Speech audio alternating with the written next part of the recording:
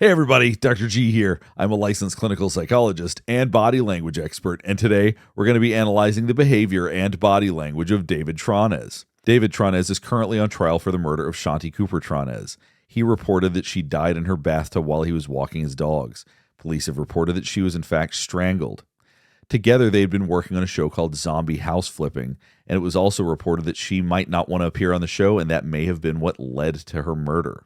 A couple of quick things before we get started. One, the goal of this is not to try to prove guilt nor innocence. The goal is to provide information based on what I'm observing from body language. Second, I wanted to remind you that these are just my opinions based on publicly available information. And last, I wanted to remind you to like and subscribe if you want to see more content just like this. All right, let's go. So what we're going to be looking at today is the interrogation of David Tronnes. Let's jump right in. Because you heard the water and didn't hear her, you felt something was wrong? One room, I went upstairs. I don't hear her talking on the phone, so I say hello. I don't hear anything back. I can hear water running. She's not saying anything. Doesn't seem right. So one thing you're noticing is he has a blanket around his shoulders. One thing that I think is always challenging is that when you have a situation where somebody might lie, I've talked about before, liars oftentimes like to use props. So something like this may ultimately complicate his body language a little bit because he may use that blanket. We'll see where that goes. Because you heard the water and didn't hear her, you felt something was wrong? One room, I went upstairs. I don't hear her talking on the phone, so I say hello. I don't hear anything back. I can hear water running. Now, I know he's very difficult to hear because he speaks very quietly, but what you'll notice is right now that his body language is open. You'll see that his arms are open, which means his chest is open and vulnerable. One of the challenges right here is that this is part of what he may have practiced. I'm not saying that he did this, but let's just say for argument's sake, if what he's saying is not true, what he's talking about is likely something he's thought about a lot. And when somebody is lying about something that they have thought about over and over again, or what they're going to say to police, it's easier to show open body language. It's when they get asked questions that they are not expecting, or when they're asked questions about details they hadn't considered yet, that you might see the body language shift. So just because someone's body language is open does not mean that they're telling the truth. She's not saying anything. Doesn't seem right. Sometimes it is hard if you have the water running to hear somebody out there, so that was my assumption. Okay, so it's one room. You don't see her? Until I get to the bathroom. Okay. Is the bathroom door open or closed? Open. Open? So that's a detail that was important to him. Open. He didn't hesitate. He didn't have to think about it. He just said it. Okay, and so you walk toward the water that you're hearing? Yeah, I walk into the bathroom. Okay. The door is open, and what happens? What do you see? I see her laying with her head in the right-hand corner. The water is running, but I don't think the drain is closed, because if it was, it would be going over, right? So the water's like half full. She's submerged. So he just said that he thought that the drain was probably not plugged because the water was not overflowing. Now, I want you to think about this. Typically, when we are highly emotional, it's hard for us to think about things that logically. So if he's saying that that's what he was thinking at the time, that would be highly unusual. Because typically, if you see somebody that is dead, or if you see something that is unexpected, that's alarming, that's a crisis, we typically don't go through that type of thought process. Very logical, but we're in an emotional state at that point. So that's kind of unusual. Let's listen to him say that again, and then we're going to keep going. I don't think the drain is closed, because if it was, it would be going over, right? So the water's like half full. She's submerged partially, but she's also partially not submerged, and one of her legs is kind of sticking up and out a little bit. And it's just extremely awful, and it doesn't look natural. Obviously, she fell or something happened. Now listen very closely here. He says something, then changes his mind about what he's saying. A little bit. And it's just extremely awful, and it doesn't look natural. Obviously, she fell or... Sounds like he says it doesn't look natural. Obviously, she fell. It's a very interesting comment for him to make. Something happened, and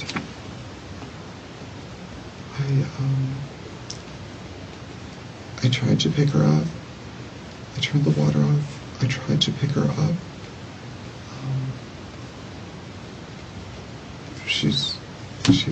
So you'll notice his hand movement is very different now. At the beginning, he was moving his hands more, as he was talking about when he decided to go upstairs. Now that he's describing the situation, he is much more still. Now, sometimes that can be concerning because when people move less, we think maybe they're trying to hide something. Typically, when people feel a lot of emotion, they actually move more. So it's interesting that when he's talking about something that is highly emotional, he's in fact moving less. Stiff. It's hard. She's stiff. It's hard to pick her up. She's not. It's like a sack of potatoes, it's not easy. What a way to describe your wife, to say it was like a sack of potatoes trying to pick her up. The lack of emotion here is profound. We're going to listen to that again, then we'll keep going. It's like a sack of potatoes, it's not easy. She's not moving with me.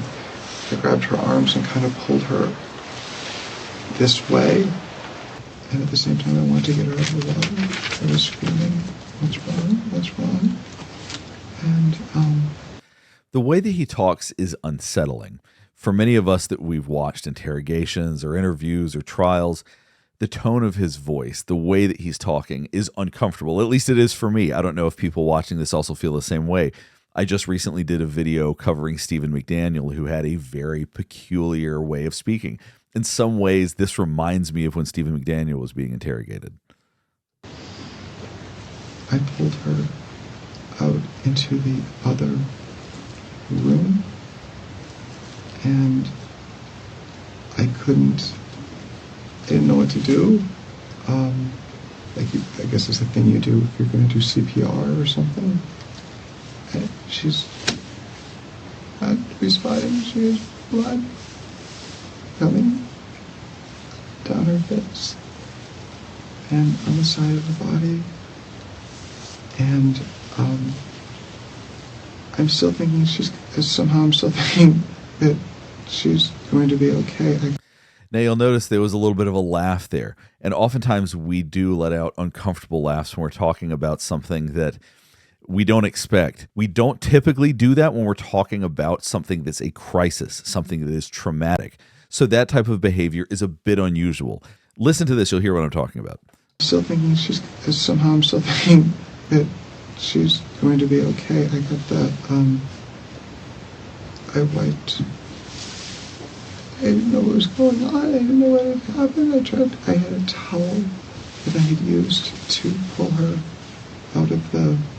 And as you listen to him talk, the way that he goes in and out between sounding like he's going to cry and then speaking a little bit more normally is strange. And when I wiped the part on her cheek... Now that was interesting. You hear he says, when I touched and then when I wiped. So the correction, it's a weird correction to make. Listen to this context again. Her neck. And when I wiped the part on her cheek. And right after he said that, right after he needed to make that correction, his body shifted. Now, sometimes when we shift our bodies, it's just because we're uncomfortable after sitting in one position for too long. So it's not always that meaningful. However, sometimes we shift our bodies when we start feeling more uncomfortable. Now, you'll notice as we've skipped ahead, he's now wrapped up in his blanket. Now, that's something that we see as somebody being more directly closed off. See, his legs are crossed, his body's closed. You might expect that when somebody's in this position, they might be a little bit less forthcoming than when they're open. Common sense would tell you if you pull a woman soaking wet out of a tub at 3 o'clock and call the police within 6 minutes, then everything will be soaking wet when the police arrive within 3 minutes of that. Yeah. That's common sense. So how did everything dry up? That's our question. Because she wasn't pulled out at 3 o'clock. It didn't happen.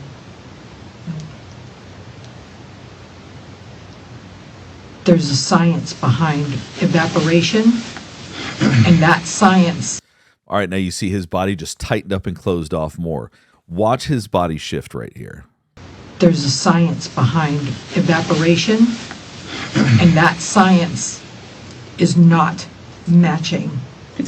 As soon as science is brought up, that's a scary thing to bring up to somebody if they're doing anything deceptive. I'm not saying that he's being deceptive. It's very possible that maybe that things are misunderstood. Like I said, this is not about proving his guilt or innocence.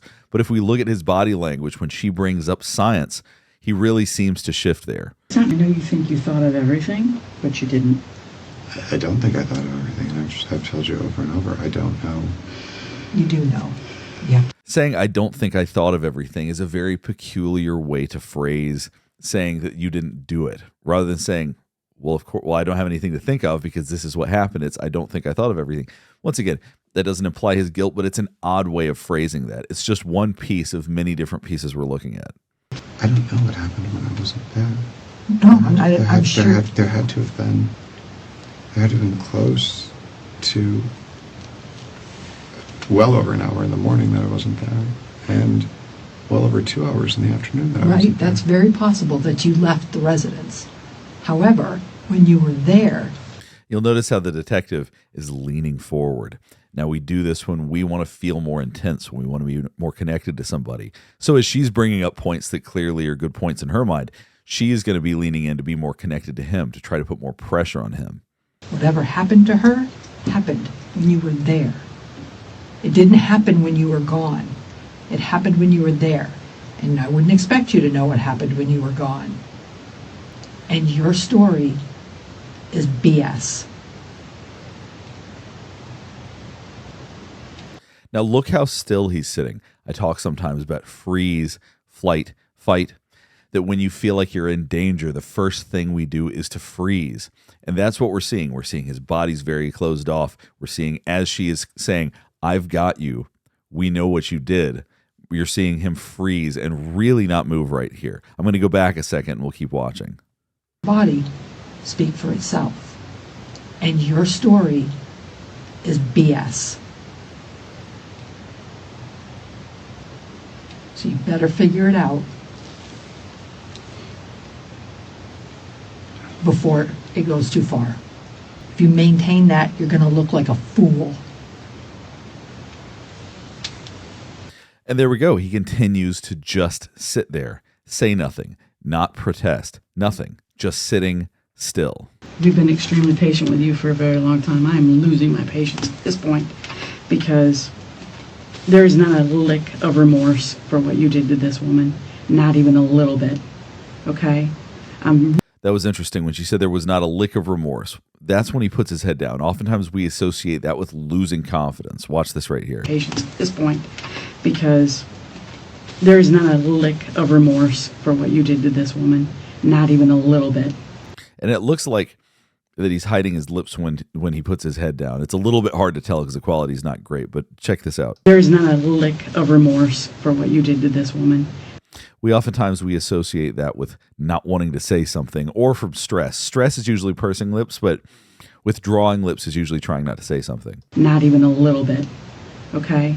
I'm really starting to believe you wanted her dead. And I'm really starting to believe you planned it. So we'll go ahead and stop there. At the time of this video, the trial is ongoing. I'll do a follow-up if there's more footage from the trial that we can talk about. Hopefully this helps you better understand some of the body language we're observing. And if you have other cases that you want me to analyze, please let me know in the comments below. Last thing before we get finished up is I do want to remind you to like and subscribe if you want to see more content just like this. All right, thanks for watching.